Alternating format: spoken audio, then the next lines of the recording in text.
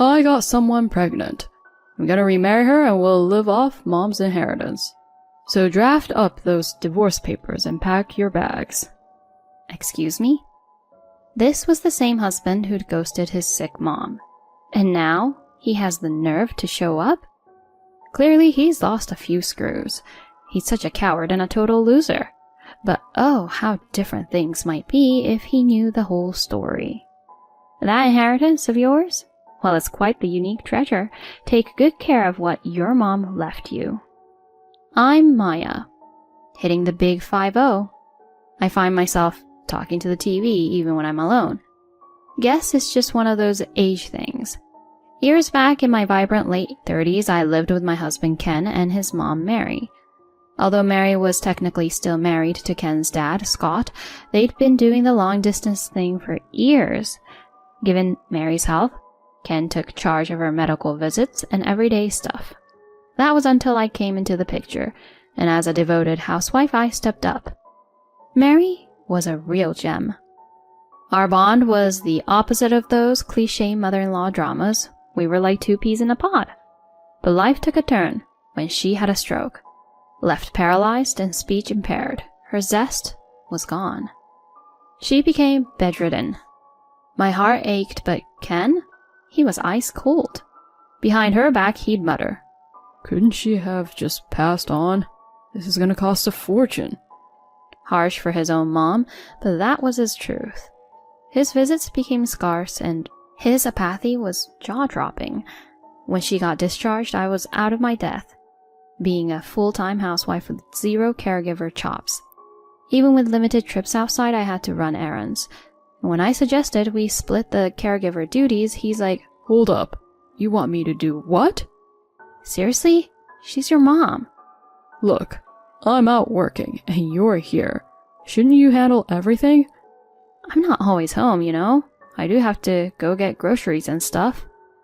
I was floored. I set him straight, and sensing he'd stepped over the line, he backpedaled. All right. Just tell me what to do." This clear change in attitude irked me. Divorcing him crossed my mind, but I feared how Mary would be treated without me around. But his half-hearted attempts were a joke. He'd often skip the essentials, like changing her diapers, and conveniently escape on weekends, pretending it was for work. Yet he'd return, flaunting his so-called grocery runs that were more about his junk food cravings. Yep, I'd shackled myself to Mr. Worthless. I wished I could blame Mary and walk out, but ditching someone who truly cared for me? No can do. Stuck between duty and affection, that house felt more like a prison. Around the 3rd year of caring for Mary one late night, I was jolted, awake by her sobs.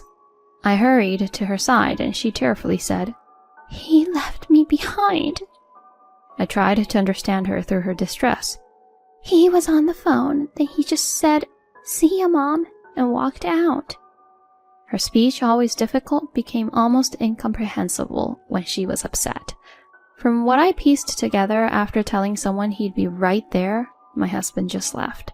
Exhausted as I was from the daily grind, I kicked myself for not seeing the signs.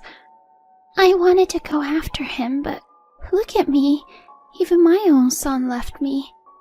You might as well leave too, since we're not even related." She sobbed, her voice dripping with hurt and bitterness. We spent the night in each other's company trying to find solace. Come morning, I reached out to the police about my MIA husband. Their take? A grown man, probably stressed, just needed some space. I later found out he'd quit his job months ago and had been play acting the whole going to work thing. With no lead on his whereabouts and him blocking my calls, I considered getting a private investigator on board. But with personal computers still rare back then and no detective agencies around, I felt trapped. Mary's heart gave out under the weight of her son's abandonment, and she was gone within a year. I tried calling him from the hospital and the funeral parlor. He didn't even show for her service. His indifference cut deep. The very next day, as I pondered my next steps and the complexities of divorcing a ghost, the front door creaked open. My first thought? Break in. I grabbed a bat, ready to defend myself, but in strolls my husband like he'd just popped out for a minute. "I'm back," he said nonchalantly. My emotions whirled. "What's up with the bat?" "What on earth? Why now? Where have you been?" was all I managed to say. "Heard about Mom. Got something to talk about, hence my return." "What is it?" "I've got someone pregnant. We want to live off Mom's inheritance, so give me a divorce and clear out," he said with a smirk. All I could do was laugh. "You're joking, right?"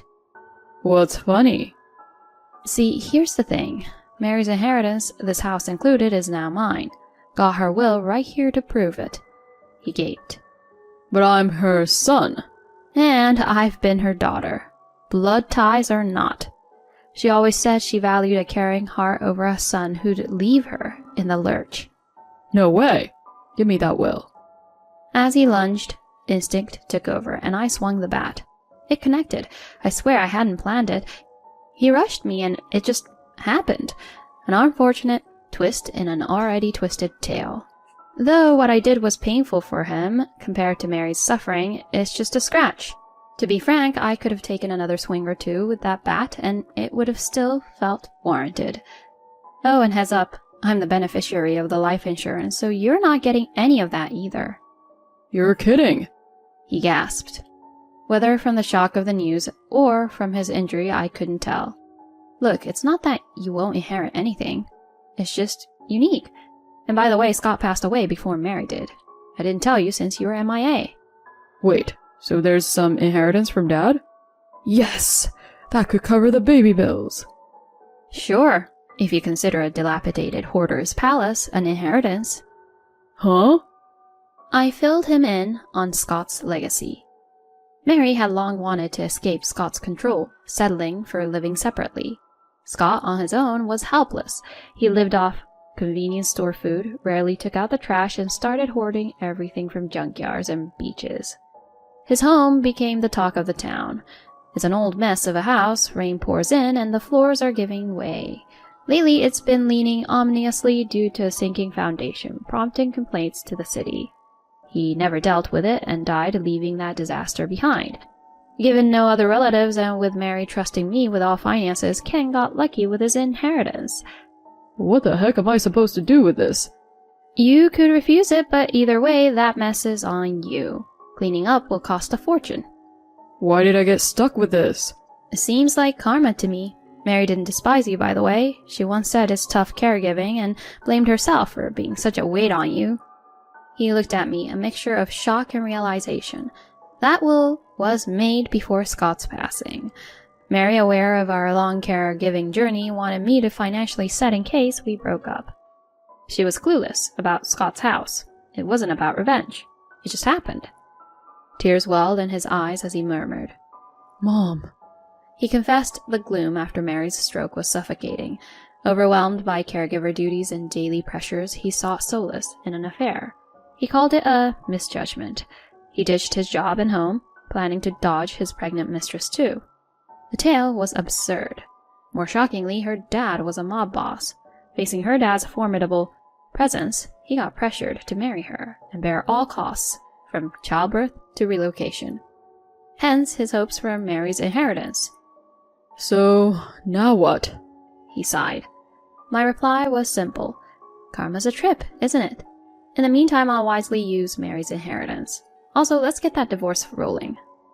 After I laid out the facts, Ken, trapped in a marriage with his subordinate, just nodded in agreement. We breezed through our divorce paperwork. Though I urged him to handle his decrepit inherited house, he did nada, even disclaiming that inheritance was too much trouble. But about 6 months in, a big storm partially brought down the hoarder's house. To make matters worse, the wreckage flew around, causing damage and injuries in the neighborhood. Predictably, he had to face damage claims. And since Scott's death, trash had piled up even more. The town had caught wind of this messy house, and locals took it as an invite, sneak dumping their unwanted junk. It basically became the unofficial town dump. They even found asbestos. And since no one could prove who brought it, Ken footed the bill. All in all, he owed a whopping $100,000 for trash removal. damage payouts, and my alimony. At first, his second marriage seemed smooth, but when his new wife found out about the house and his slackness in parenting, she was over it. A few years later, they split. She claimed emotional distress, which had him paying even more alimony and child support. I decided not to pursue her for funds, given her kinda scary family ties. I mean, crossing paths with a mob boss's daughter? Hard pass. Now, how do I know all this?